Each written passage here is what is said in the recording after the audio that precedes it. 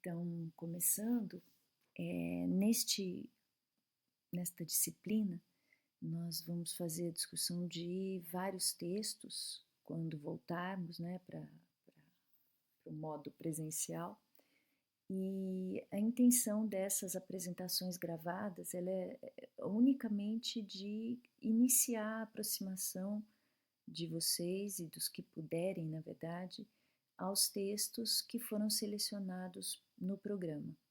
Então, não há nenhuma intenção de cobrar de vocês qualquer tipo de trabalho a ser entregue agora, tampouco eu vou controlar quem está ou não está acessando esses materiais, é unicamente com esse propósito de, para aqueles e aquelas que puderem começar a se aproximar dos temas da didática, que possam fazê-lo e contem com a minha ajuda nesse contato e, na medida do possível, uma recomendação é que vocês façam suas sínteses dos textos, seus apontamentos, fichamentos, e isso, na sequência, no retorno, a gente pode aproveitar esses materiais produzidos individualmente para, de alguma maneira, pensar em formas de desenvolver os trabalhos e também de apoiar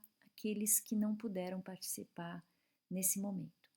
Então, esse texto é o primeiro texto do Paulo Freire, selecionado no programa. Nós temos mais um mais adiante. Ele é um texto que vai nos trazer a perspectiva mais ampla do autor. Então, ele tem um tom filosófico, essencialmente filosófico, e ele se reveste também de um, de um tom poético, né, na sua apresentação das ideias. Importa muito perceber aqui, né, dois conceitos importantes do autor que são muito mencionados em vários outros textos da educação, que dizem respeito à concepção bancária e à concepção humanista de educação. Nós vamos chegar nisso mais adiante, mas eu quero já iniciar destacando que este texto está escolhido no programa por conta dessa abordagem, dessa ideia de concepção bancária e concepção humanista da educação. Então vamos lá, fiz uma seleção de alguns apontamentos e vou comentar alguma coisa com vocês. No final da apresentação, eu trago excertos e umas questões que eu espero possam orientar a leitura de vocês. Bom, Paulo Freire é um autor da maior importância, como eu imagino que vocês saibam, para o campo da educação, no Brasil e fora do Brasil, muito reconhecido, também muito atacado, especialmente nos momentos de maior conservadorismo, digamos assim, como o que a gente vive de um tempo para cá. E é fácil perceber por quê, porque ele está fazendo a defesa de uma determinada concepção de educação, de um determinado papel da escola. E isso, para quem se importa muito com o controle dos sujeitos, é muito perigoso. A escola tem um potencial muito grande para fazer determinadas discussões que podem, ao invés de acalmar as relações sociais ou de funcionar para a adaptação à crítica dos sujeitos, na verdade, fomentar a percepção das desigualdades e das tensões sociais. E isso é sempre muito preocupante para quem quer o controle. Então, a primeira coisa que ele vai definir no texto é como ele compreende a educação. E ele compreende a educação como um fenômeno humano que se dá na interação entre o homem e o mundo. E o que é o homem para ele, né? Ele vai encaminhando essa resposta, mas ele destaca, e isso é muito importante porque vai recair naquela diferenciação de concepções, né, de bancária ou humanista, mas ele destaca que a resposta que se opta a dar num determinado momento para essa pergunta, o que é o homem, vai encaminhar o fenômeno da educação para uma finalidade humanista ou não. E aí ele vai discorrer sobre isso no texto. Quando é que a educação pode estar operando numa perspectiva humanista, ou quando, ao contrário, ela pode estar operando para a desumanização. Bom, ele fala um pouco sobre, ele desenvolve suas ideias de uma teoria pedagógica, e ele vai dizer que uma teoria pedagógica, ela define fins da educação, o porquê da educação, o que é que a gente espera com ela, e os meios também pelos quais a gente pretende chegar a esses fins. Eu avisei para vocês que iam aparecer uns sons estranhos, tem um carro vendendo frutas aqui na rua, mas espero que não atrapalhe muito. Bom, a teoria pedagógica, ela sempre vai partir de um determinado conceito de homem e de um determinado conceito de mundo.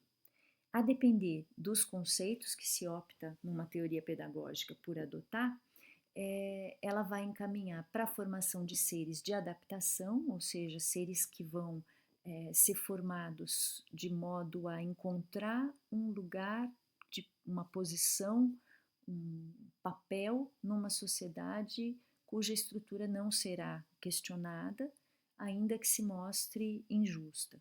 Ou então, dependendo dos conceitos de homem e de mundo que a teoria pedagógica adotar, ela pode encaminhar para um sujeito que é o sujeito que opera a transformação desse mundo. Bom, para o autor, como é que ele responde essa pergunta do que é o homem? Ele vai dizer que o homem é um ser no mundo e com o mundo. Eu acho que tem passagens muito bonitas nesse texto. Uma delas é quando ele fala da capacidade de admirar o mundo que o homem tem e que os outros animais não teriam, né? Esse admirar o mundo é uma admiração no sentido de captar esse mundo, de compreender este mundo e de agir para transformá-lo, né? Então, o mundo para ele é um não eu, é aquilo que não é o sujeito, é aquilo que, não sendo ele, o constitui. Então, o que é estar no mundo e com o mundo? Para o Paulo Freire, estar no mundo e com o mundo é estar aberto a captá-lo e compreendê-lo. Isso é a vocação ontológica do homem, essa vocação para estar buscando captar o mundo e compreender o mundo, e a partir daí agir para transformá-lo. Ele fala nessa admiração pelo mundo no sentido de objetivar o mundo, ou seja, pensar sobre o mundo, raciocinar sobre o mundo, construir explicações sobre ele, né? E a partir disso, dessa captação e dessa compreensão do mundo, transformar o mundo, sempre nessa combinação entre agir e refletir. E aí ele define o homem como um ser da praxis. Marca deste ser da praxis essa característica da incompletude, assim como a consciência de ser incompleto. Este ser incompleto está sempre buscando alguma coisa, ele está sempre em busca de se conhecer, de conhecer o mundo, e ele parte do lugar onde ele está. Essa vocação ontológica é uma vocação por ser mais no sentido de entender mais este mundo, compreender mais este mundo e assim operar para transformá-lo.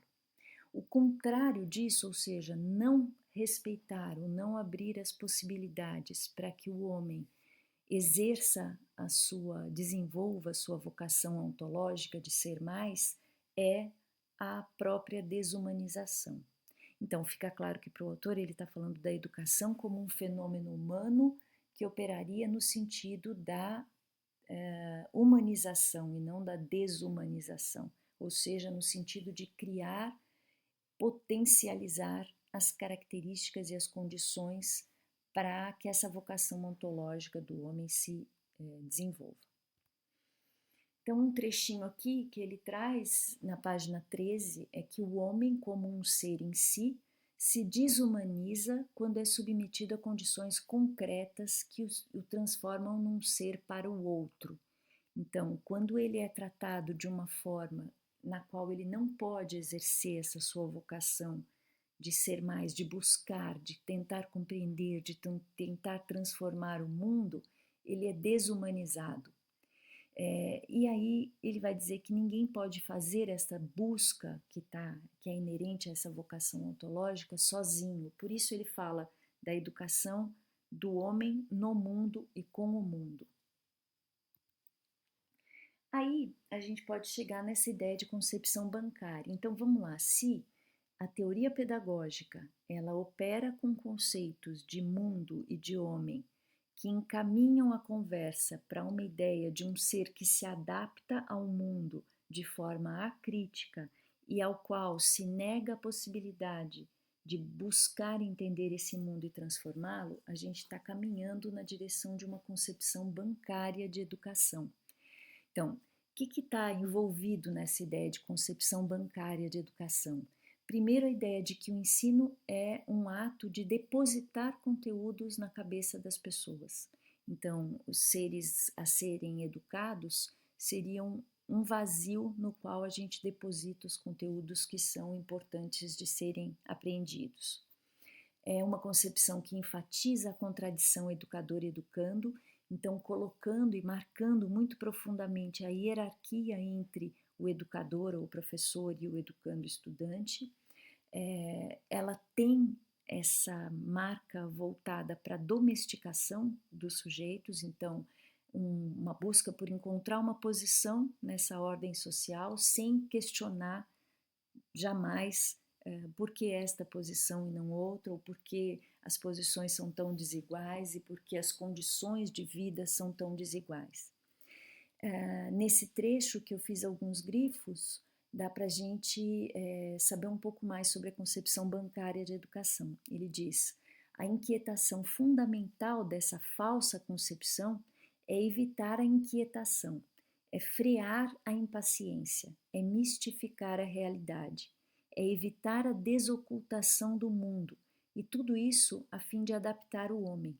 Então, quanto menos esse sujeito for capaz de perceber a injustiça, a distribuição desigual de recursos materiais e simbólicos, as relações desiguais de poder, quanto mais ele puder ser, quanto mais a gente conseguir ocultar dele isso, quanto mais a gente evitar a inquietação que a percepção da injustiça, por exemplo, pode trazer, mais a gente estaria trabalhando para adaptar esse homem ao mundo injusto no qual ele vive. Percebam, na concepção dele, a educação tem um papel de desocultar o mundo. Quando ela trabalha no sentido de evitar a inquietação, ela está trabalhando no sentido de evitar a busca, aquela busca que é marca do ser incompleto que é o homem. Então, ela estaria trabalhando para a adaptação desse homem. Por outro lado, a concepção humanista, ou libertadora da educação, ela afirma e se baseia na realidade permanentemente mutável. Então, ela chama atenção para a realidade que o sujeito vive, para conhecer o máximo possível dessa realidade em que o sujeito vive. Ela também atua para superar essa contradição entre educador e educando, ou seja, para colocar professor e estudante, ou educador e educando, numa relação horizontal e não vertical, ou seja, para que eles não sejam colocados numa relação em que o diálogo é impossível. Muito pelo contrário, na concepção humanista, a ideia é que o diálogo é a base da educação, a comunicação respeitosa e de igual para igual entre educador e educando. Ele é uma concepção que tem uma visão crítica do saber, então vai discutir por que é que a gente estuda o que estuda na escola, por que não outras coisas. No entanto, porque é uma concepção que valoriza muito o saber que o sujeito já traz para a escola, então não vai dizer que é só a disciplina escolar que é saber importante, ela valoriza o saber do aluno, do estudante, mas também não nega o saber das disciplinas, né, das ciências todas. justamente porque está atrás de problematizar a relação do homem com o mundo e busca a desocultação do mundo. Então, o Paulo Freire, ao contrário do que muitos leitores dele acabam falando, ele não é a favor de jogar fora o conhecimento das ciências em nome do conhecimento, unicamente em nome do conhecimento que os estudantes têm sobre o mundo. Ele valoriza esses conhecimentos, só que ele vai pensar numa relação mais respeitosa entre esses diferentes saberes, mas não nega isso de forma alguma. E aí, pensando nessas duas concepções de educação, eu trago aqui 3 perguntas para guiar a leitura. Eu recomendo fortemente que, se você que ouviu essa minha explicação não leu o texto, leia. É um texto bonito, ainda que você tenha críticas, nenhum problema, eu estou aberta a ouvir suas críticas ou perguntas. Eu não sou uma estudiosa de Paulo Freire, mas acho que todo mundo que se aproxima da educação, do campo da educação, precisa conhecer um pouco sobre esse autor e as marcas que ele deixa para a conversa sobre escola e educação no Brasil. Então, essas minhas 3 perguntas são só para iluminar aí, né, espero que sim, né, o contato que você venha a ter com este texto. Então, primeiro, o que é a educação para este autor?